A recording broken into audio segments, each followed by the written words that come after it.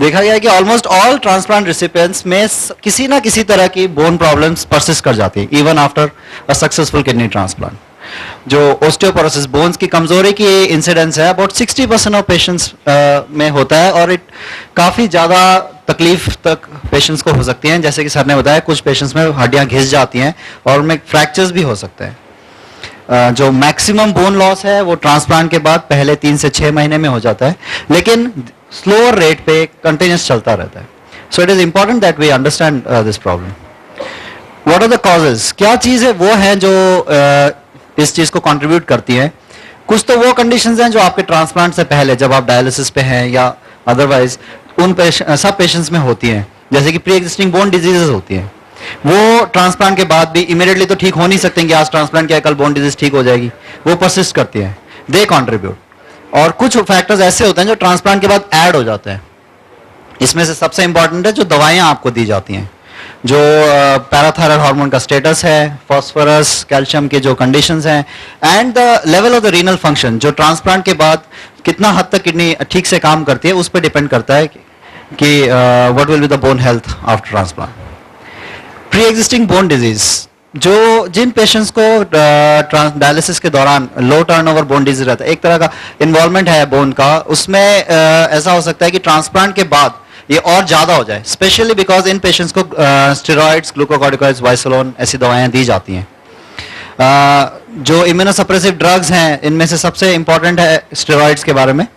जो स्टेरॉइड्स है वो देखा गया है कि स्टेरॉइड्स जितने ज्यादा डोज में दी जाती है उतनी ज्यादा चांसेस होते हैं कि बोन के ऊपर उसका असर पड़े और बोन मिनरल डेंसिटी कम होती है। ये स्टेरॉइड्स जो होते हैं ये बोन को बनाने की कैपेसिटी और बोन को तोड़ने की कैपेसिटी, ओस्टियोक्लास्टिक रिजॉर्प्शन एंड ओस्टियोब्लास्टिक एक्टिविटी दोनों को कम करते हैं और ये इंटेस्टाइन से कैल्शियम एब्जॉर्प्शन को भी कम करते हैं। Ultimately they lead to bone mineral disorders and एक तरफ ये जो कैल्शियम कम होता है उसकी वजह से पीटीएच का एब्जॉर्प्शन, पीटीएच का सीक्रेशन बढ़ जाता है।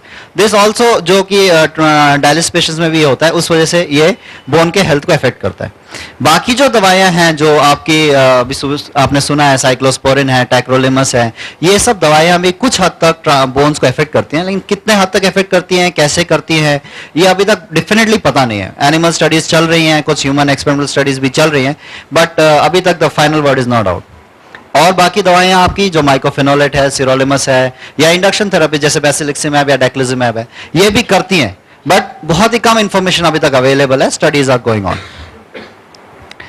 पीटीएच, जो पेशेंट्स डायलिसिस में होते हैं उनके कैल्शियम कम, मतलब because of so many because of the poorly functioning kidney, calcium कम होता है और फास्फोरस ज्यादा होता है। इसकी वजह से उनका एक पीटीएच हार्मोन होता है जो कि सीक्रेट होता है और इस कैल्शियम फास्फोरस के बैलेंस को मेंटेन करने में हमारी मदद करता है।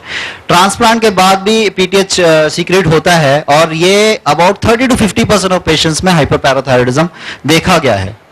कुछ पेशेंट्स होते हैं जिनमें because of continuous over activity of the parathyroid gland वो इंडिपेंडेंट हो जाता है एंड इट बिकम सेकेंडरी हाइपरपैराथायरॉयडिज्म। ऐसे पेशेंट्स में the restoration of serum PTH levels में टेक सेवरल इयर्स, ट्रांसप्लांट के बाद कई साल लग सकते हैं जब तक कि पीटीएच लेवल नॉर्मल वापस आए।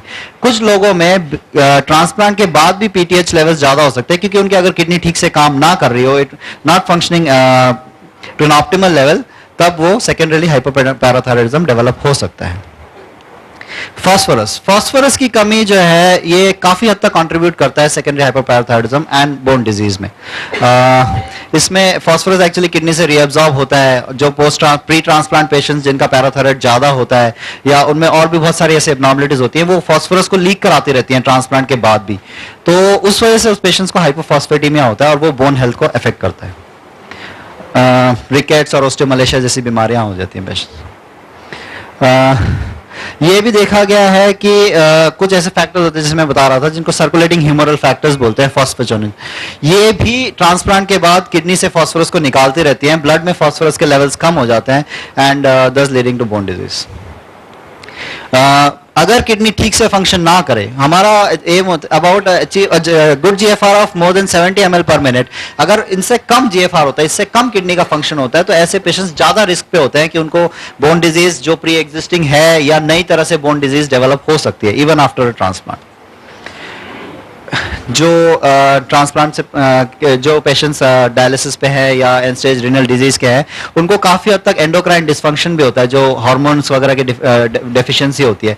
वो इस तरह से होती है जैसे कि जब लोग एज हो जाता है, पोस्ट मेनोपॉजल स्टेज होती है, तब भी हार्मोन्स की कमी होती है, उस वजह से भी ऑस्टियोपोरोसिस होता है। ऐसे ही जैसा पोस्ट मेनोपॉजल जैसा हार्मोन्स की कमी जो पेशेंट्स डायलिसिस में होते हैं उनको भी होती है। So it's almost a similar situation.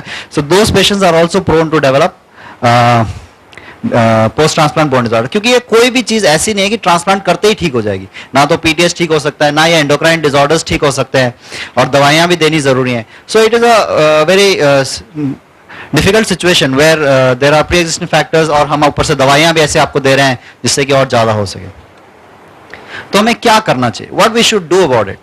बहुत सारी दवाइयां हैं, मैं एक एक करके आपको थोड़ा सा बता दूंगा। कैल्शियम और विटामिन डी।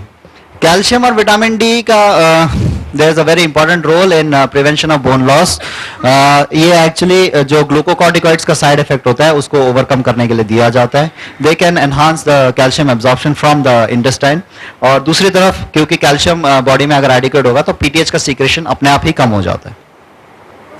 एक ग्रुप ऑफ ड्रग्स है जिसको हम बोलते हैं बाइफॉस्फोनेट्स, बिसफॉस्फोनेट्स। बिसफॉस्फोनेट्स में पैमिड्रोनेट, इबेंड्रोनेट, जोलेंड्रोनेट ऐसी दवाइयां आती हैं जो पेशेंट्स में बहुत ज्यादा बोन मिनरल डिसऑर्डर्स होते हैं। ऐसे पेशेंट्स में ऐसी दवाइयों का काफी अच्छा यूज देखा गया है। इनफैक्ट ये भी देखा गया है कि जो रीढ़ की हड्डी है या कमर की हड्डी है, जो टांग की हड्डी है, फीमोरल बोन है, इन सब में जो डेंसिटी है वो बढ़ जाती है by the use of this drugs. Hormone replacement, जैसे कि मैंने बताया कि मेनोपॉज जैसा सिचुएशन हो जाता है जहां पे हार्मोन्स कम हो जाते हैं, तो ऐसी दवाइयां जैसे ईस्ट्रोजन है, टेस्टोस्टेरोन है, ऐसे दवाइयां दी जाती हैं जिससे कि बोन की हेल्थ इंप्रूव हो सके। एक्सरसाइज, डॉक्टर मनीष सर ने बताया एक्सरसाइज करना कितना इंपॉर्टेंट है। एक्सरसाइज करना सिर्फ साइकोलॉजिकल हेल्थ के लिए इंपॉर्टेंट नहीं है, बोन हेल्थ के लिए भी बहुत इंपॉर्टेंट है। बहुत सारी स्टडीज ने दिखाया है कि it can prevent bone loss. Correction of madam, जब पेशेंट डायलिसिस पे होता है तो उनके शरीर में तेजाब इकट्ठा होता रहता है, क्योंकि जो किडनी है वो तेजाब निकाल नहीं पाते। ट्रांसप्लांट के बाद ये तेजाब काफी हद तक करेक्ट हो सकता है, लेकिन और भी बाकी सारी इलेक्ट्रोलाइट एब्नॉर्मलिटीज होती हैं, और इन सब का ध्यान रखना चाहिए जो कि आपके बोन हेल्थ को इंप्रूव करने में आपकी मदद कर सकते हैं। So what you should do is follow up, बहुत इंपॉर्टेंट है। कोई भी ऐसा नहीं कि ट्रांसप्लांट हो गया जी भूल जाएंगे, नहीं, it's very important for your life, for your bone health, mental health, everything. Follow up is very important. Calcium, phosphorus और पीटीएच के लेवल्स इनिशियली जब आप हॉस्पिटल में होते हैं तब तो हर रोज होते हैं, लेकिन जब आप फॉलो अप पे आते हैं डॉक्टर साहब के पास, सब आपको एडवाइस करते हैं कि कैल्शियम करा लीजिए, फास्फोरस करा लीजिए। पीटीएच के लेवल्स करने के लिए महीने भर में या 3 महीने में एक बार बताया जाता है, तो वो कराना बहुत जरूरी है। दूसरा है एक टेस्ट होता है जिसको हम बोलते हैं DEXA test, dual energy x-ray absorptiometry करते हैं बोन मिनरल डेंसिटी देखने के लिए। ये टेस्ट भी इनिशियली साल में एक बार कराना पड़ता है, और बाद में depending on the condition of the bones repeat करना पड़ सकता है। इनिशियली रिकमेंडेशन तो ये है कि पहले हर साल में कराया जाए, और उसके बाद depending on the condition of the, क्योंकि ये देखा गया है कि it is a non invasive test, कोई ज्यादा उसमें कोई सुई चुबाने की जरूरत नहीं पड़ती है, but it is a test which can tell us what the bone health is. So मैं आपको यही स्ट्रेस करूंगा कि regular follow-up is very important. Calcium के लेवल कराना, फास्फोरस के लेवल कराना। हमें लगता है कि क्रिएटिनिन करा लेते हैं, is more than enough. No, it's not more than enough. Creatinine is one aspect of your health, kidney is one aspect of health, but kidney जो है बाकी चीजों को बहुत ज्यादा इफेक्ट कर रही है, बोन्स को इफेक्ट कर रही है, जिसके लिए कैल्शियम, फास्फोरस और पीटीएच के लेवल्स कराना काफी जरूरी है। Thank you.